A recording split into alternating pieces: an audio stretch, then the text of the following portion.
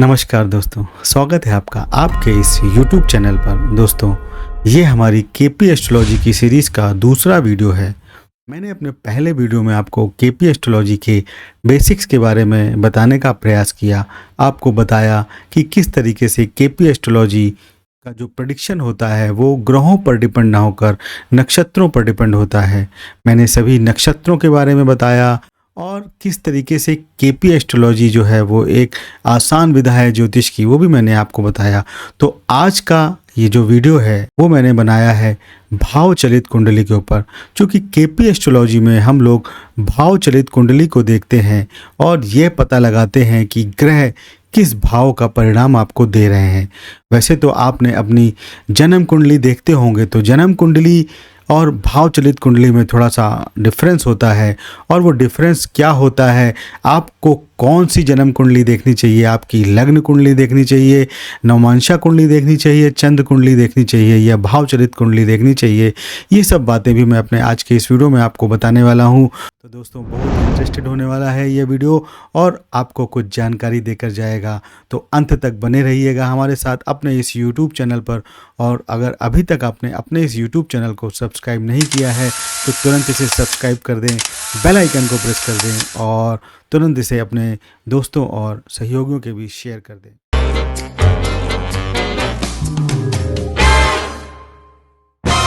तो दोस्तों, चलिए शुरुआत करते हैं अपने आज के इस वीडियो की और आपको बताते हैं भाव चलित कुंडली या नारायण भाव चलित कुंडली क्या होती है, कैसे बनती है और आपको इस कुंडली के द्वारा क्या देखना चाहिए। चलिए शुरुआत करते हैं। तो दोस्तों चलिए शुरुआत करते हैं। दोस्तों, जब आप किसी भी सॉफ्टवेयर के माध्यम से अपनी कुंडली का निर्माण करते हैं तो आप सबसे पहले उसमें अपनी कुंडली को देखते होंगे। इस तरीके से आपको अपनी जन्म कुंडली दिखाई देती होगी और जिसको हम बोलते हैं लग्न कुंडली। ये लग्न कुंडली ही आपकी पूरी ज्योतिषी गणना का आधार होती है। अब सपोज हम इसको मान लेते हैं ये एक मेष लग्न की कुंडली है। मेष लग्न या काल पुरुष से ही हम अपने सारे एग्जाम्पल मोस्टली देने की कोशिश करते हैं। तो इस तरीके से इसमें ये राशियों का डिस्ट्रीब्यूशन हो गया।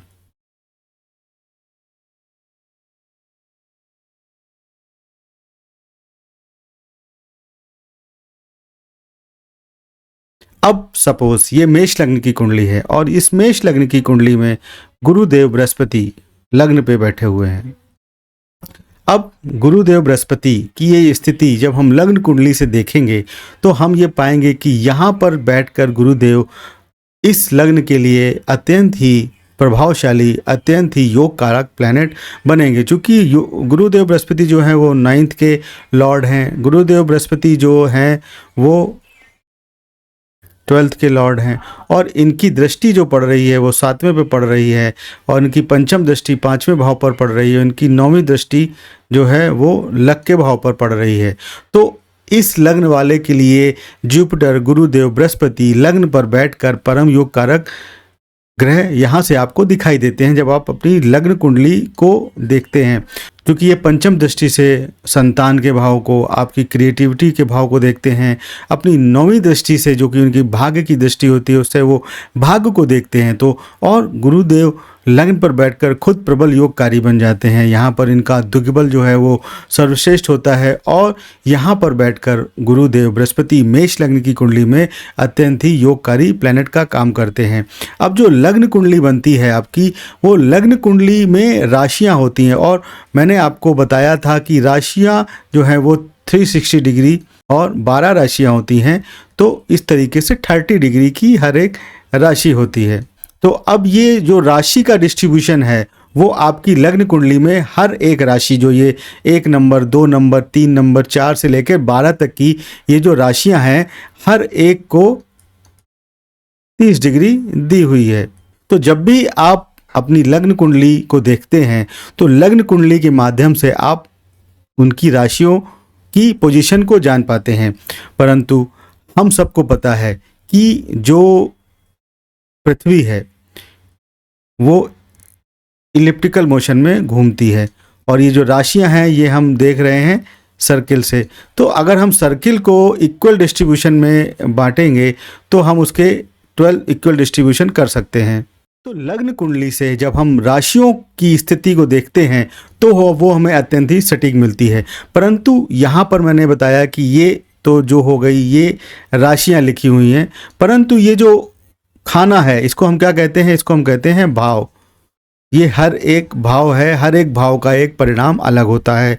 हर एक भाव के बारे में मैंने अपने पुराने वीडियोस में आपको बताया है कि प्रथम भाव आपको दिखाता है आपकी पर्सनालिटी को दिखाता है, ओवरऑल आपको दिखाता है। दूसरा भाव आपके कुटुंब को दिखाता है, वाणी को दिखाता है, आपके खान पान को दिखाता है, धन को दिखाता है। तीसरा भाव कम्युनिकेशन को दिखाता है, डॉक्यूमेंटेशन को दिखाता है, आपके भाई बहनों को दिखाता है। चौथा भाव आपकी माता को दिखाता है, आपके घर के बारे में बताता है। ओवरऑल आपके एटमॉस्फेयर, आपका जो होमली एटमॉस्फेयर है उसके बारे में बताता है, व्हीकल्स के बारे में बताता है। पांचवा भाव आपकी संतान के बारे में बताता है, आपकी क्रिएटिविटी के बारे में बताता है, आपके एंटरटेनमेंट के बारे में बताता है, आप कितना खुश रहेंगे। छठा भाव आपकी रोग ऋण रिपु का भाव होता है, यहाँ से आपकी रोग ऋण रिपु देखी जाती है और आजकल इसको सर्विस का भी भाव के रूप में देखा जाता है, तो इसकी अत्यंत जो है वो महत्वता है। अब सातवां भाव जो होता है वो आपकी स्पाउस का होता है, आपके डेली कम्युनिकेशन का होता है, आपके बिजनेस का होता है, आपके पार्टनरशिप का होता है। आठवां भाव आपका गुप्त भाव होता है, यहाँ से आपका जो गूढ़ विद्याएं होती हैं वो देखी जाती है, आपकी मृत्यु किस तरीके से होगी वो देखी जाती है, आपका ससुराल देखा जाता है और हिडन जो भी चीज़ें हैं वो आठवें भाव से देखी जाती हैं। 9th हाउस आपके लक को दिखाता है और आपकी लॉन्ग डिस्टेंस ट्रैवल के बारे में बताता है। 10th हाउस जो है वो आपके कर्म के बारे में बताता है, आपके प्रोफेशन के बारे में बताता है, आपके फादर के बारे में बताता है। 11th हाउस आपको कितना लाभ होगा उसके बारे में बताता है, आपके जो पड़ोसी हैं वो कैसे होंगे, आपका जो सोशल सर्किल है वो कैसा होगा उसके बारे में बताता है। 12th हाउस बताता है आपके लॉसेस के बारे में, आपके फॉरेन ट्रैवल के बारे में, आपके फॉरेन प्लेसमेंट के बारे में। और ये जो 12वां हाउस होता है वो हर एक घर का जो 12वां होता है वो उसका क्षय करता है। तो इस तरीके से हमने आपको भावों के बारे में बताया, किस तरीके से जो भाव हैं वो अपना काम अदा करते हैं। तो अब राशियों जो कि 12 हैं उनको हमने इक्वल डिस्ट्रीब्यूशन दिया 30-30 डिग्री का, तो ये पूरा 360 डिग्री हमारा फॉर्म हो गया। अब ये जो भाव होते हैं इन भावों को हम कहते हैं कि जो अर्थ का मूवमेंट होता है उसके हिसाब से भाव होते हैं। और आपको पता है कि अर्थ का जो मूवमेंट है वो इलिप्टिकल होता है, वो सर्किल नहीं होता। तो जब हम अर्थ को इक्वल, चूंकि भाव भी 12 होते हैं, राशियां भी 12 होती हैं, भाव भी 12 हुए।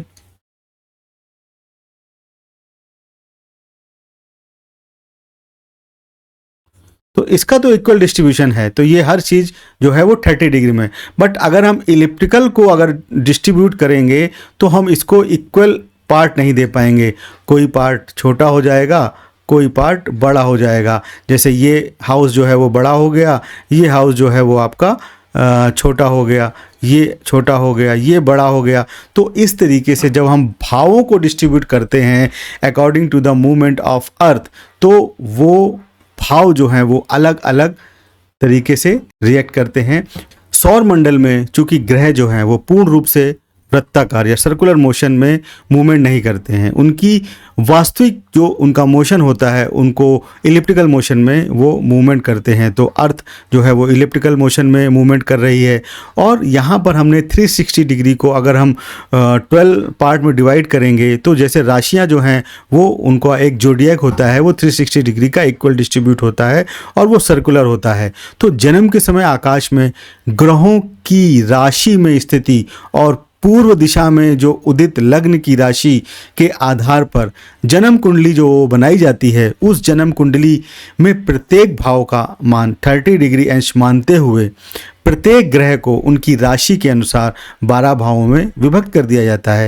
ये मैंने आपको बताया। इस पद्धति में भाव का मान राशि के समान ही 30 डिग्री होता है। मतलब जब हम लग्न कुंडली से देखते हैं तो इसमें भाव और राशि दोनों को जो है वो 30 डिग्री का इक्वल प्लेसमेंट दिया जाता है।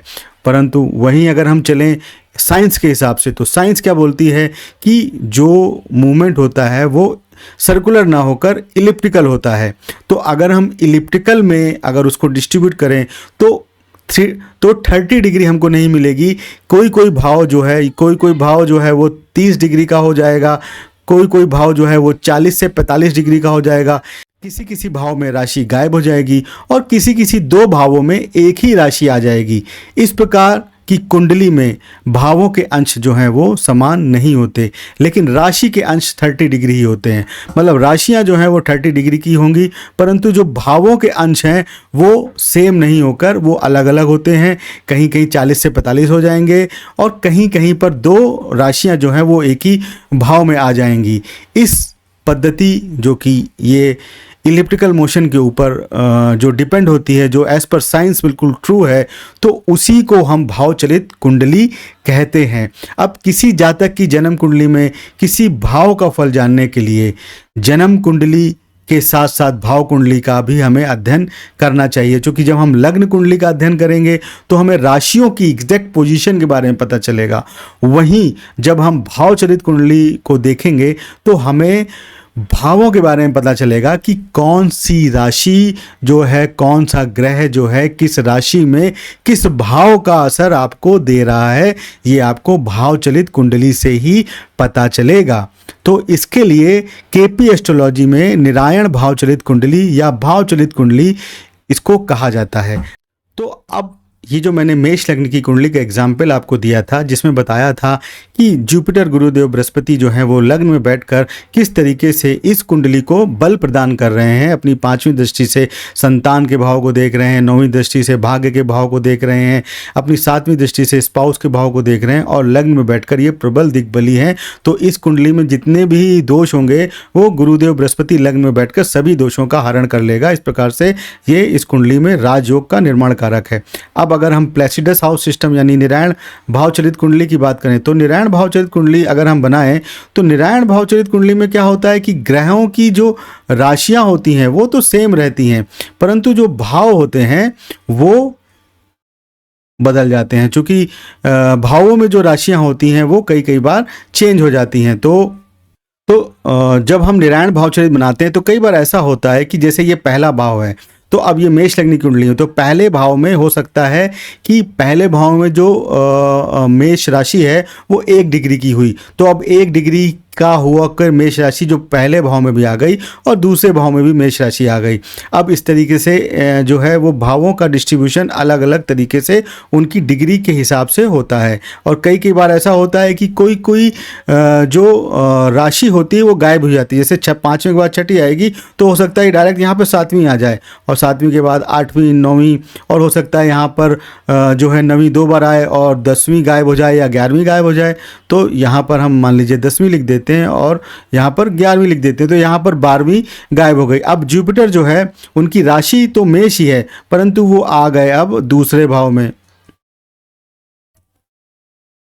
तो अब जो जुपिटर की दृष्टि है वो बैठ गए जुपिटर दूसरे भाव में, मेष राशि पे ही बैठे हुए हैं। मेष राशि पे यहाँ भी थे और मेष राशि में यहाँ भी हैं, परंतु यहाँ पर जो उनकी दृष्टि थी वो 5वीं दृष्टि 5वें भाव पे थी, जो कि त्रिकोण का भाव था, अत्यंत शुभ भाव था।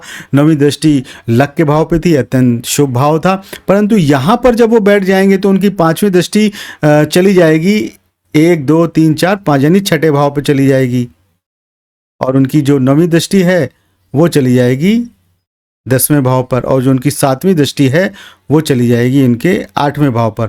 तो जो परिणाम गुरुदेव बृहस्पति पहले यहाँ पर बैठ के दे रहे थे लग्न कुंडली के हिसाब से, वही जब भाव चलित कुंडली में उनका डिस्प्लेसमेंट हो गया तो उन्होंने अपना परिणाम अलग देना चालू कर दिया। अब आपके मन में ये क्वेश्चन आ रहा होगा कि ऐसा जो है वो क्यों होता है। तो ऐसा मैंने आपको बताया कि हर एक ग्रह एक राशि पर पूरे 1 अंश से 30 अंश तक चलता है। फिर से सुनिए, हर एक ग्रह जो होता है वो एक राशि पर 1 से 30 डिग्री तक चलता है। जब कोई ग्रह जन्म कुंडली में किसी राशि में प्रारंभिक अंशों में होता है, जैसे मैंने आपको बताया कि मान लीजिए यहाँ पर 1 डिग्री हुई 1, 2, 3 या 4, या फिर आखिरी डिग्री में हुआ, या फिर आखिरी डिग्री जैसे कि 26, 27, 28, 29 या 30 पे हुआ, तो वह भाव चलित कुंडली में जो है वो भाव बदल लेता है। ये हर कुंडली में नहीं होता, परंतु जब ग्रह बहुत तेज गति से चलते हैं या इन अंशों पर स्थित होते हैं तभी भाव बदलता है। हर एक कुंडली में ऐसा नहीं है कि आपका भाव बदले। तो जब शुरुआत की डिग्री होती है तो भाव बदलने के चांसेस होते हैं, जब लास्ट की डिग्री होती है तब भाव बदलने के चांसेस होते हैं।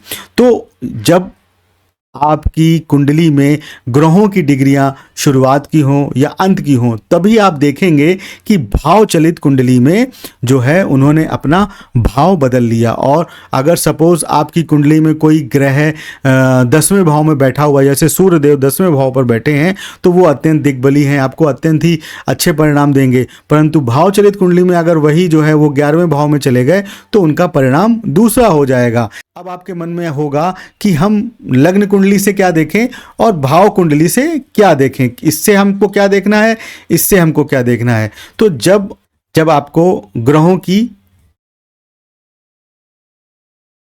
राशि देखनी है तो आपको क्या देखना है, लग्न कुंडली।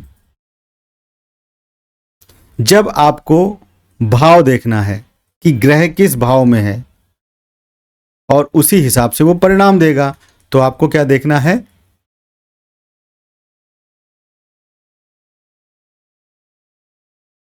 आपको भाव चलित कुंडली देखनी है। तो इस तरीके से आपको आपकी जो कुंडली बनती है उसमें आपको लग्न कुंडली से क्या देखना है, भाव चलित कुंडली से क्या देखना है।